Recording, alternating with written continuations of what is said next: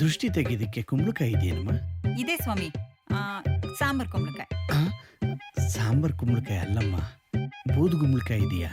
ಇಲ್ವಲ್ಲ ಸ್ವಾಮಿ, ನಾನು ಹೋಗಿ ತರ್ತೀನಿ. ಬೇಡ ಬೇಡ, ನೀವು ದುಡ್ಡು ಕೊಡಿ, ನಮ್ಮ ಶಿಷ್ಯನೇ ತರ್ತಾನೆ. ನಾನೇ. ಆ, ಸರಿ ಸ್ವಾಮೀಜಿ. ಗುರುಜಿ ಆ? ಕ್ಯಾಶ್ ತರಕ್ ಹೋದ್ಲು. ಚಿಲ್ರಿ ಅದುಮ್ಗಳು. ಹ್ಮ್ ಸ್ವಾಮೀಜಿ, ಹೋಗಿ ಕುಂಬಳಕಾಯಿ ತಗೋಬಾ. ಆಯ್ತು ಗುರು. ಅಯ್ಯೋ ಸ್ವಾಮಿ, ತಪ್ಪಾತ್ರಿ. ನನ್ಗಿದೆಲ್ಲ ಗೊತ್ತಾ ಇರ್ಲಿಲ್ರಿ. ಈಗ ನೀವ ದಾರಿ ತೋರ್ಸ್ಬೇಕ್ರಿ.